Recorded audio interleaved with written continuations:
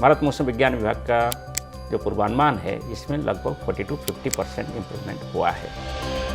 पहले जैसे district level forecast दे रहे थे, अभी ब्लॉक लेवल पे फोरकास्ट दे रहे हैं। पंचायत लेवल पर फोरकास्ट और वार्निंग डिसेमिनेशन हो रहा है। शॉर्ट रेंज फोरकास्ट और नाउकास्ट है, ये लगभग 100% एक्यूरेट होने का संभावना है।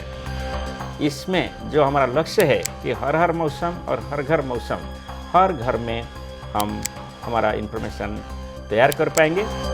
क्लाइमेट चेंज की वजह से ट्रॉपिकल कंट्रीज़ में, जैसे इंडिया के ट्रॉपिकल कंट्री है, वहाँ रेनफॉल पैटर्न चेंज हो रहा है।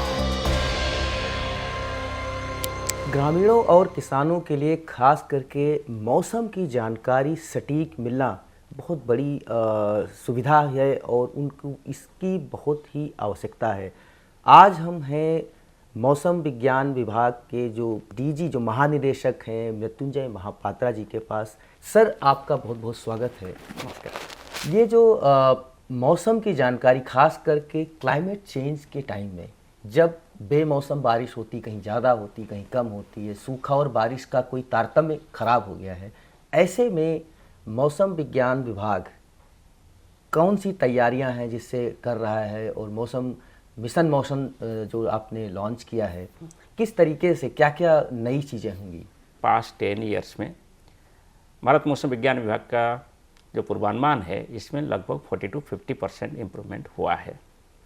और हमारा जो सेवाएं हैं उनको लोगों के पास पहुंचाने के लिए हम बहुत सारे कदम उठाए हैं। जैसे कि हम पहले जैसे डिस्ट्रिक्ट लेवल फोरकास्ट दे रहे थे, अभी ब्लॉक लेवल पे फोरकास्ट दे रहे हैं। इसके साथ साथ पंचायत लेवल पर फोरकास्ट और वार्निंग डिसेमिनेशन हो रहा है। पंचायत स्तर पे लोगों के पास पहुंचने के लिए हम पब्लिक प्राइवेट पार्टनरशिप के जरिए ग्रीन अलर्ट जैसी संस्था के साथ समझौता किए हैं। उनके जरिए हमारा पूर्वानुमान जा रहा है। मिनिस्टर ऑफ पंचायत राज के साथ भी हमारा कोलैबोरेशन है। उनके जरिए हर पंचायत के पंचायत सेक्रेटरी, सरपंच और वार्ड मेंबर्स को कि हमारा पूर्वानुमान पहुंच रहा है। हर ब्लॉक लेवल पे हम एक व्हाट्सएप ग्रुप बना रहे हैं। जैसे कि लक्ष्य यही रहा कि हर गांव में एटलीस्ट 5 कृषक भाइयों बहनों को हम जोड़ें, जिसके जरिए हमारा मैसेज पहुंच जाए तो गांव में सभी कृषक भाइयों बहनों के पास मैसेज पहुंच जाएगा। इस क्रम में प्रोसेस जारी है। बहुत सारे गांव में व्हाट्सएप ग्रुप बन चुके हैं। इसके अलावा जितना हुंडी होते हैं, जहाँ की कृषक भाइयों बहनों उनका जो सामान होता है वो बेचते हैं, वहाँ भी हमारा पूर्वानुमान पहुँच रहा है लोकल लैंग्वेज में, और इसके अलावा इंग्लिश और हिंदी लैंग्वेज में। पंचायत स्तर पे जो हम डिसेमिनेट कर रहे हैं, इसको ग्रामीण स्तर पे इंडिविजुअल के साथ पहुँचाना है, और जो फोरकास्ट जनरेट हो रहा है अभी ब्लॉक लेवल पर, इसको भी पंचायत लेवल पर जनरेट करना है। तो ये करने के लिए हम कंटिन्यूसली हमारा जो इंफ्रास्ट्रक्चर ज़रूरत होता है इसको ऑपरेट कर रहे हैं। मिशन मौसम ऑनरेबल प्राइम मिनिस्टर ने देश को स्वीकृत किए हैं 150th एनिवर्सरी में भारत मौसम विज्ञान विभाग का 15 जनवरी 2025 में। इसके जरिए हम हमारा जो डॉप्लर वेदर रडार है इसको बढ़ा रहे हैं।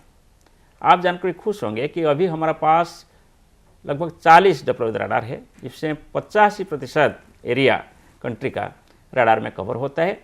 और रडार का उपलब्धि यहाँ ये है कि हर 350 मीटर में ये ऑब्जर्वेशन ले सकता है कोई क्लाउड जब डेवलप होता है। इसलिए रडार के ऊपर हम जोर दे रहे हैं। और मिशन मौसम के अंतर्गत नंबर ऑफ रडार्स कंट्री में बढ़कर 126 होगा अगले 2 साल के 3 साल के अंदर। रडार का रिडंडेंसी हो जाएगा, सभी हिल एरिया में होगा, कोस्टल एरिया में होगा, सभी अर्बन एरिया में भी हमारे पास रडार होगा। इससे जरिए जितना हमारे पास सीवियर वेदर इवेंट होता है, साइक्लोन, हीट वेव, थंडरस्टॉर्म्स, स्क्वाल्स, ये सभी तो अभी डिटेक्ट हो रहा है, मगर वो ज़्यादा अच्छा ढंग से डिटेक्ट होगा। और हमारा जो शॉर्ट रेंज फोरकास्ट और नाउकास्ट है ये लगभग 100% एक्यूरेट होने का संभावना है। और फिर हम विंड प्रोफाइलर और माइक्रोवेव रेडियोमीटर भी लगा रहे हैं। लगभग 15 विंड प्रोफाइलर होंगे और 25 माइक्रोवेव रेडियोमीटर होंगे कंट्री में, जिसमें कंटिन्यूसली टेम्परेचर, विंड, ह्यूमिडिटी वगैरह का मॉनिटरिंग हो पाएगा।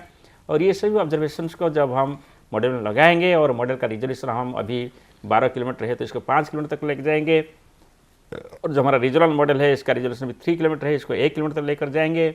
इसमें जो हमारा लक्ष्य है कि हर मौसम और हर घर मौसम, हर घर में हम हमारा इन्फॉर्मेशन तैयार कर पाएंगे।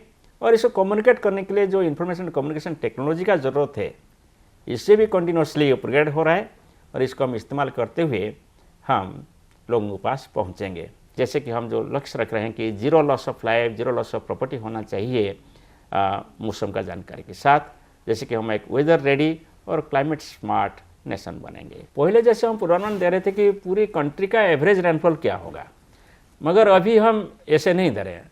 पूरी कंट्री का एवरेज रेनफॉल का प्रेडिक्शन देने के साथ साथ कंट्री का डिफरेंट हिस्सा में कैसे रेनफॉल डिस्ट्रीब्यूशन होगा, कहाँ ज़्यादा बारिश होगा, कहाँ कम बारिश होगा, कहाँ एबो नॉर्मल रेनफॉल होगा, कहाँ नॉर्मल रेनफॉल होगा, कहाँ बिलो नॉर्मल रेनफॉल होगा, इसका हम जानकारी देते हैं।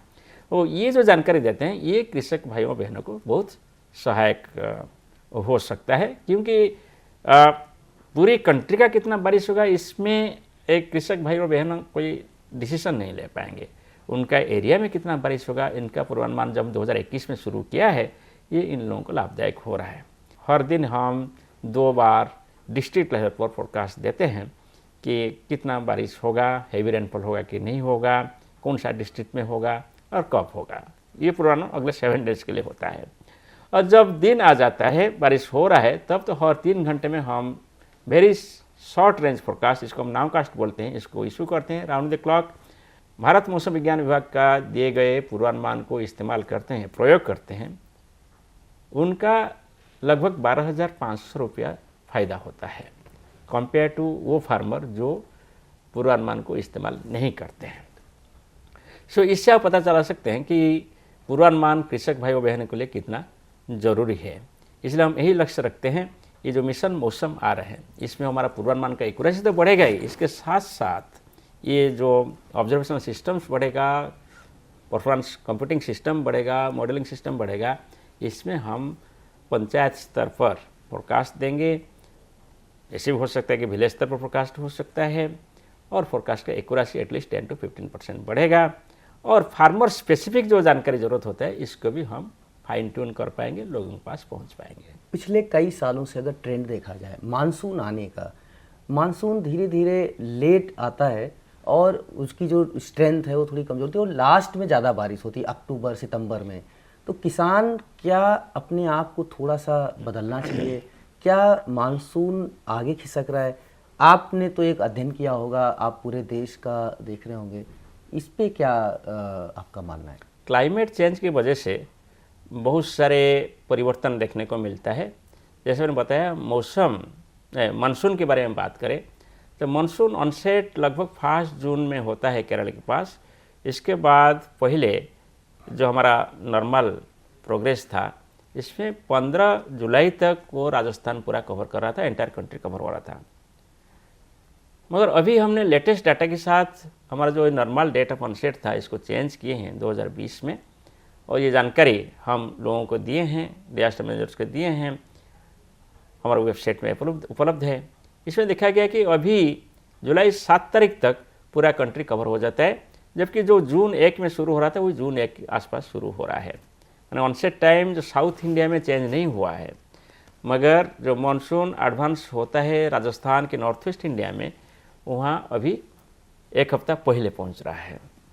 और सेंट्रल इंडिया की बात करें तो वहाँ मानसून डिले हो रहा है, लगभग 10 to 15 डेज डिले हो रहा है सेंट्रल इंडिया में, starting with Maharashtra, Gujarat and Madhya Pradesh, Orissa, Chhattisgarh, northern parts of Andhra Pradesh, Telangana वगैरह में मानसून लेट हो रहा है, उत्तर प्रदेश।